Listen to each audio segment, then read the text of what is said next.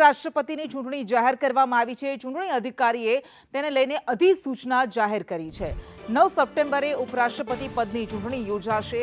સવારે 10 થી 5 વાગ્યા સુધી મતદાન થશે અને 21 ઓગસ્ટ સુધી ફોર્મ ભરી શકાશે। તો આ મહત્વપૂર્ણ સમાચાર મળી રહ્યા છે। પૂર્વ ઉપરાષ્ટ્રપતિ જગદીપ ધનખડે રાજીનામું આપ્યું હતું અને ત્યારબાદ ઉપરાષ્ટ્રપતિનું પદ ભરાશે કે કેમ તેને લઈને અટકળો ઘણી બધી લાગી રહી હતી, પરંતુ હવે આ મહત્વપૂર્ણ સમાચાર મળી રહ્યા છે કે ઉપરાષ્ટ્રપતિની ચૂંટણી યોજવામાં આવશે અને 21 ઓગસ્ટ સુધી ફોર્મ ભરી શકાશે। 9 તારીખે આ ચૂંટણી માટે મતદાન થશે। આ મહત્વપૂર્ણ સમાચાર મળી રહ્યા છે। ઉપરાષ્ટ્રપતિ પદની ચૂંટણીને લઈને 9 સપ્ટેમ્બરે ઉપરાષ્ટ્રપતિ પદની ચૂંટણી યોજવાની જાહેરાત કરવામાં આવી છે।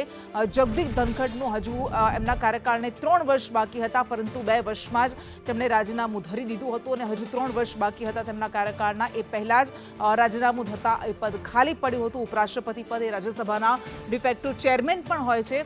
જોકે અત્યારે રાજ્યસભાના ચેરમેનની જે કામગીરી છે તે ઉપચેરમેન સંભાળી રહ્યા છે, પરંતુ ઉપરાષ્ટ્રપતિ પદ ભરાશે કે કેમ, એને લઈને ચૂંટણી જાહેર થશે કે કેમ, એવી અનેક અટકળો લાગી રહી હતી અને હવે આ સમાચાર સામે આવી રહ્યા છે। 9 સપ્ટેમ્બરે ઉપરાષ્ટ્રપતિ પદની ચૂંટણી યોજાશે અને ચૂંટણી અધિકારીએ તેને લઈને અધિસૂચના જાહેર કરી છે।